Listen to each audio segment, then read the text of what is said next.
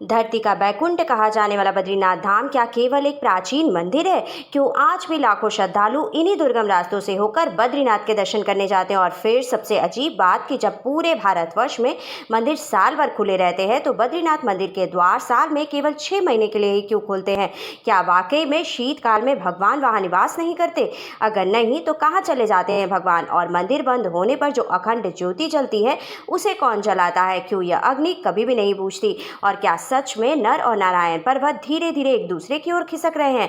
क्या वो दिन दूर नहीं जब ये दोनों पर्वत मिलकर बद्रीनाथ का मार्ग सदा के लिए बंद कर देंगे? आखिर क्यों बद्रीनाथ मंदिर में शंख नहीं बजाया जाता जबकि पूरे भारतवर्ष में भगवान विष्णु की पूजा में शंख बजाना अनिवार्य होता है? हेलो एवरीवन, मैं आकृति अग्रवाल आज आपके सामने एक नया वीडियो लेकर उपस्थित। अपने आज के वीडियो में हम जानेंगे बद्रीनाथ मंदिर से जुड़े रहस्यों के बारे में। तो चलिए बिना देर के वीडियो को शुरू करते हैं और जानते हैं इस बारे में डिटेल में। पौराणिक मान्यताओं के अनुसार इस स्थान का निर्माण स्वयं भगवान विष्णु ने करवाया था, लेकिन यह तथ्य बहुत कम लोग जानते हैं कि यह स्थान पहले भगवान शिव का हुआ करता था। कहा जाता है कि हजारों वर्ष पूर्व जब धरती पर देवताओं का वास था तब हिमालय की गोद में बसे इस दिव्य स्थान पर भगवान शिव व माता पार्वती अपने परिवार सहित निवास करते थे। उनकी उपस्थिति से यह भूमि और भी ज्यादा पवित्र हो गई थी, परंतु भगवान विष्णु को इस स्थान की पवित्रता इतनी प्रिय लगी कि उन्होंने इसे अपना ध्यान केंद्रित करने का संकल्प बना लिया, जिसके लिए उन्होंने एक लीला रची। उन्होंने एक छोटे बालक का रूप लिया और जोर जोर से रोने लगे। माता पार्वती जब बाहर आई तब उन्होंने देखा कि हिमालय की ठंडी हवाओं के बीच एक बालक रो रहा है। उसकी आंखों से आंसू बह रहा है और वो असहाय प्रतीत हो रहा है। माता का हृदय करुणा से भर गया और उन्होंने बालक को अपनी गोद में उठा लिया। लेकिन अचरज की बात ये थी कि बालक शांत होने का नाम ही नहीं ले रहा था। भगवान शिव ने माता पार्वती से कहा कि यह बालक कोई साधारण बालक नहीं है, इसे छोड़ दो, परंतु माता की ममता ने उन्हें ऐसा करने नहीं दिया। उन्होंने बालक को अपने कक्ष में ले जाकर उसे सुलाने का प्रयास किया। तभी भगवान विष्णु ने दिव्य स्वरूप लिया और मंदिर के द्वार को अंदर से बंद कर लिया। तब भगवान शिव ने कक्ष में प्रवेश करने के लिए द्वार को खोलने की कोशिश की तो फिर द्वार नहीं खुला और भीतर से भगवान विष्णु ने अपने वास्तविक स्वरूप में प्रकट होकर भगवान शिव से कहा कि प्रभु, ये स्थान मुझे बहुत ही प्रिय लगने लगा है। मैं यहाँ रहकर तपस्या करना चाहता हूँ। आप मेरी विनती स्वीकार करें और कृपया केदारनाथ में वास करें। भगवान शिव ने इस निवेदन को स्वीकार किया और वे इस स्थान को छोड़कर केदारनाथ चले गए। यही कारण है कि भगवान शिव का निवास स्थान केदारनाथ और भगवान विष्णु का निवास स्थान बद्रीनाथ माना जाता है। लेकिन समय के साथ प्राकृतिक आपदाओं और विभिन्न आक्रमणों के कारण यह स्थल क्षतिग्रस्त हो गया। फिर 8वीं शताब्दी में आदि गुरु शंकराचार्य ने इस मंदिर का पुनः निर्माण करवाया। ऐसा कहा जाता है कि उन्हें स्वप्न में भगवान विष्णु के दर्शन हुए, जिसमें उन्हें अलकनंदा नदी के समीप एक शालिग्राम शिला के रूप में भगवान की मूर्ति प्राप्त होने का संकेत मिला।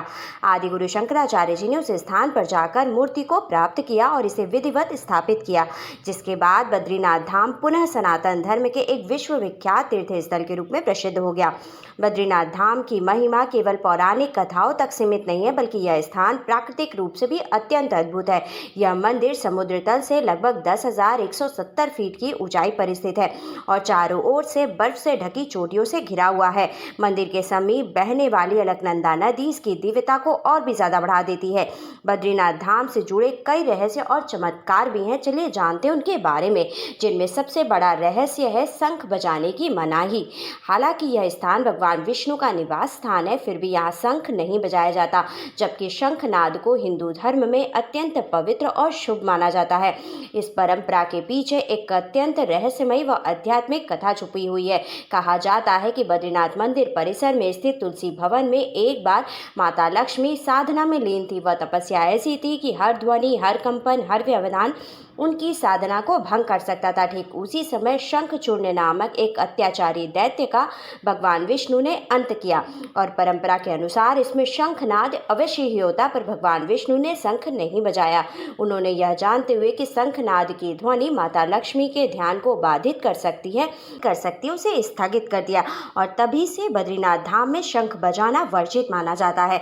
अगर बात करें बद्रीनाथ मंदिर से जुड़े अन्य रहस्यों की, तो आपको बता दें कि बद्रीनाथ मंदिर में भगवान भगवान विष्णु की जो मूर्ति की पूजा की जाती है वह मूर्ति 1 मीटर लंबी है, जिसे शालिग्राम से निर्मित किया गया है। और इसके बारे में मान्यता है कि इसे आदि गुरु शंकराचार्य जी ने 7वीं शताब्दी में अलकनंदा नदी से निकालकर स्थापित किया था और यह मूर्ति भगवान विष्णु की स्वयं प्रकट हुई प्रतिमा में से एक मानी जाती है। दरअसल 6ठी शताब्दी के आसपास इस मंदिर की सुरक्षा के लिए कोई भी सैनिक तैनात नहीं थे, इसलिए हुड़ों व बौद्धों के डर से पुजारियों ने इस मंदिर की मूर्ति को सुरक्षित रखने के लिए अलकनंदा में फेंक दिया था। सैकड़ों वर्ष के बाद जब शंकराचार्य बद्रीनाथ पहुंचे तब उन्हें मूर्ति के अलकनंदा में होने की बात का पता चला। तब उन्होंने बद्री विशाल की मूर्ति को अलकनंदा से ढूंढकर मंदिर में स्थापित करवाया, जिसे देखने का सौभाग्य हमारी पीढ़ी को आदि गुरु शंकराचार्य जी की वजह से ही मिला है। शास्त्रों के अनुसार बद्रीनाथ धाम एकमात्र ऐसा स्थान है जहां हर वर्ष 6 महीने मानव और 6 महीने तक देवता स्वयं पूजा करते हैं।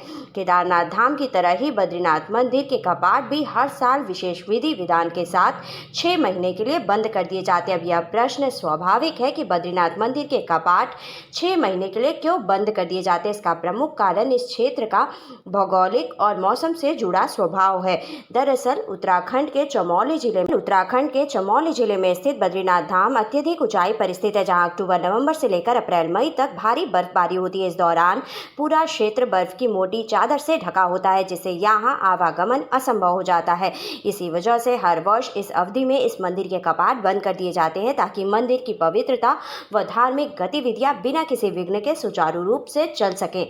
आपको बता दें कि बद्रीनाथ मंदिर के कपाट बंद होने के बाद भी भगवान बद्री विशाल की पूजा यहाँ निरंतर होती रहती है। जी हाँ, मंदिर बंद होने के समय वहाँ के पुजारी विधि पूर्वक मंदिर के गर्भगृह में अखंड ज्योति प्रज्वलित कर देते हैं। फिर 6 महीने तक जब मंदिर बर्फ से ढका रहता है और बंद रहता है तब यह ज्योति जलती रहती है।